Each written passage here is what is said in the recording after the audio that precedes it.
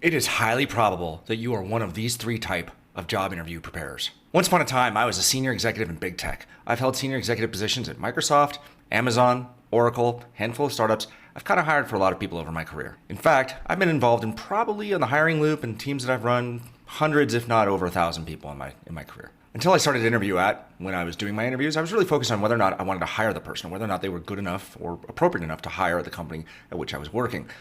When I started I realized, well, now I got to focus on how are people preparing for the interviews and are they doing a good job? Turns out many of you are making the very same mistakes.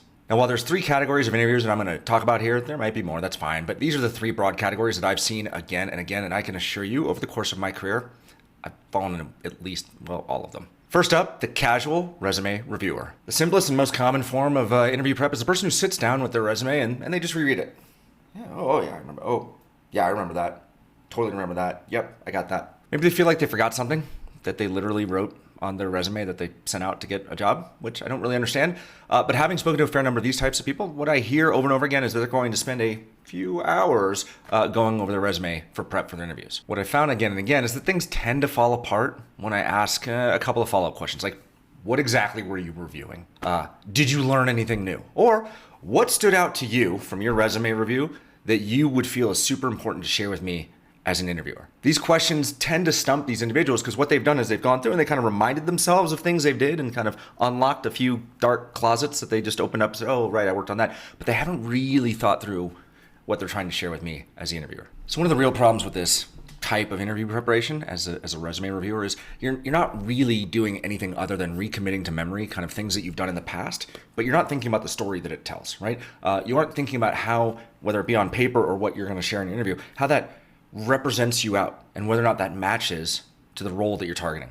And worse, this is worse, is you're making a bet with yourself that you can ad-lib your way through 4 to 6 hours of interviews and hoping for a good result. And as a former mentor of mine made very clear to me, and I needed to burn this into my psyche, hope is not a strategy. So the next type of interview prep is what we call the story preparer. And this person understands they can't simply do a casual resume review as part of their preparation. So what are they going to do? Well, they're going to sit down with their resume and, wait for it, summarize all of the bullets on their resume into a list of things we'll call stories. From what I see in the YouTube comments and from the emails I get from people who only watch the YouTube videos of mine, many of you fall into this bucket. There's nothing actually wrong with this as a preparation step. Well, no, there's a lot of things wrong with this preparation step, but at least it's better to have 6 to 8 focused stories more if you're an overachiever that you're prepared to talk about in an interview than just kind of refreshing your memory and hoping for the best. So only slightly better than the resume reviewer, the story preparer is certainly erring on the side of things from their resume that will make them look better as a candidate. Like beauty, however, impressiveness is really in the eye of in this case, the interviewer, and that's a real challenge. And the number one failing I see in this specific preparation step is that, a lot of people haven't really thought through what's impressive to the company that they're targeting. Another common question I get and a pitfall I see all the time is how many stories is enough? For a more junior person, 6 stories is going to feel like a monumental task, preparing 6 stories.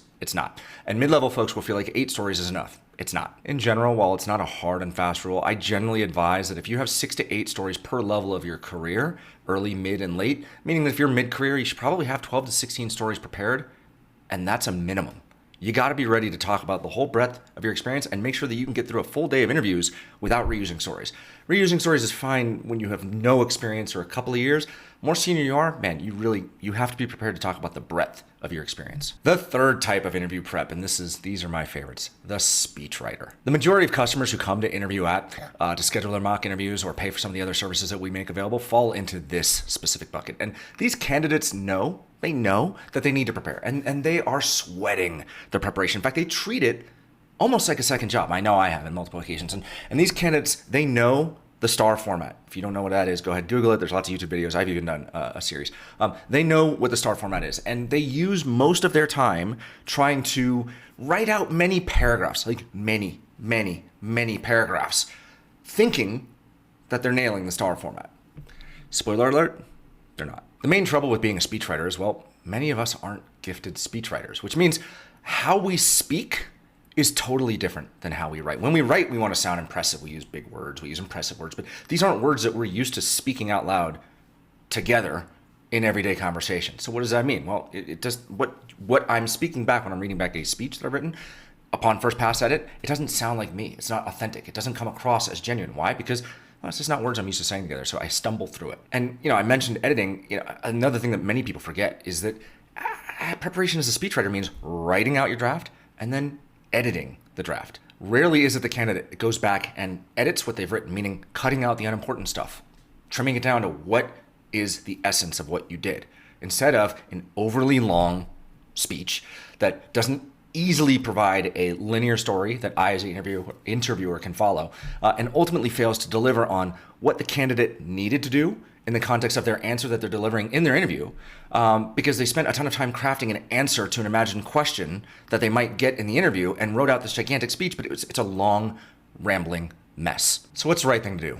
Or what's the right way to prepare? And honestly, it's a mix of all of these. But it's not just that there's a mix. It's, there's a smarter way. And I say this again and again and again in my videos on this channel, is that if you can, take the time, learn the Amazon leadership principles, and bucket your stories by Amazon leadership principle. Whether you're interviewing at Amazon or not, that doesn't matter. Why? Because the Amazon leadership principles are really easy to understand for anybody, and they serve as a great bucketing mechanism and organizing set of principles for your stories. And when you think about how you want to convey yourself in an interview, if you're a product manager, as an example, being heavy on customer obsession makes sense. Being heavy on delivered results makes sense. Being heavy on invent and simplify, ownership makes sense. But if you're a salesperson, business development, you probably have a bit more focus on earns trust.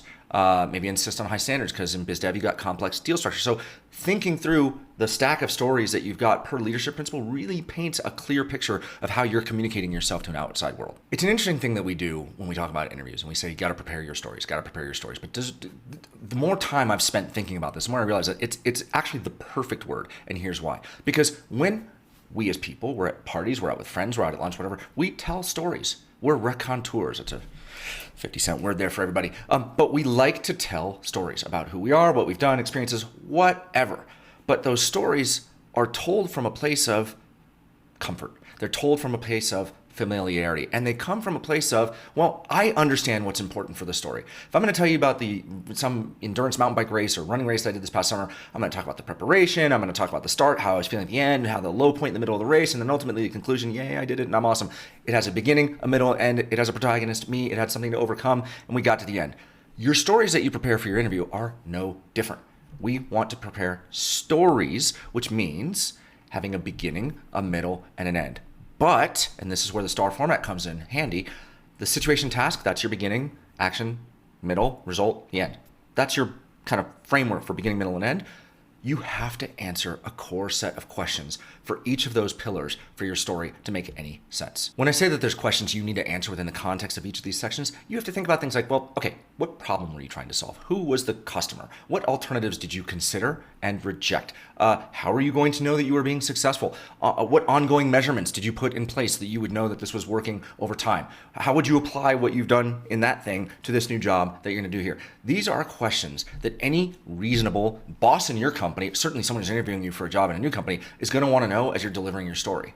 Unfortunately, as speechwriters, we've written out this gigantic amount of text that doesn't really answer any of these, and it turns into a long, meandering mess. Or if you're going to ad-lib your way through it, you don't have a beginning, middle, and end. You tend to loop back on yourself, and it's a non-linear, totally difficult to follow as the interviewer story. And again, you're counting on the interviewer asking great follow-up questions to get to what they think is important. But the reality of being good with being an effective communicator is being able to understand what is important about this thing.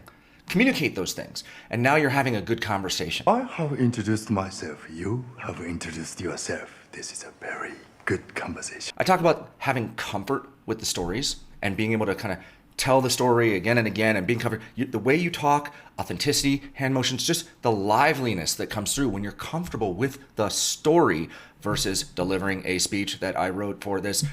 It's totally different. For customers who come in for interview and we do our follow-up session, I will often talk to them about storytelling. And the example I like to use, being comfortable with stories and how that works, story about how I met my wife.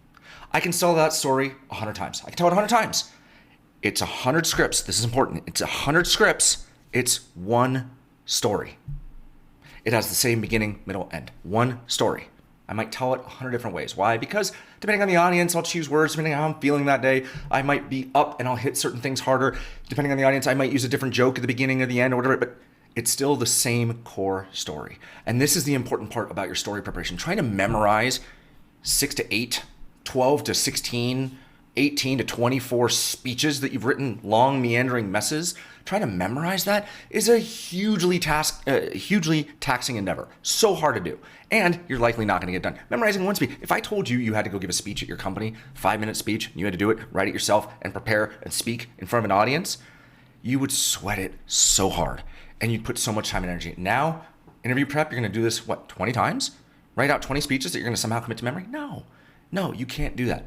And so the best way to think about your preparation is using the STAR format, but also the FAQ format. And good news is, in the end credits and the end cards, I have a playlist for a video series I did exactly on this to simplify the process of your interview prep. One final note. Preparing this way, laying out your stories by leadership principle, using the FAQ format that I talk about in that playlist that I've got in the end credits, it ensures that if you hold on to that content, you've got it for years to come. Instead of rewriting out all these speeches for imagined questions that you might get in an interview and then tossing it when you realize, I didn't memorize that, or I didn't really use any of that, whatever. You kind of fumble through the content and then decide it's not worth keeping and you toss it. And now 2 years later, you're going for the next level job and you go through this whole thing again. How do I know this? Because I did exactly this. I was doing this a lot until I figured out this hack. So why am I sharing this? Well, because honestly, I feel like this is one of those things that can help a ton of people and it shouldn't be gatekept, right? I'll share it with people. If people hate it, great. Tell me you hate it. But for the people I shared it with, look in the comments in the videos. It's working for people and I love helping people. It's making me feel so great. So I wanted to share it with everybody. So good luck.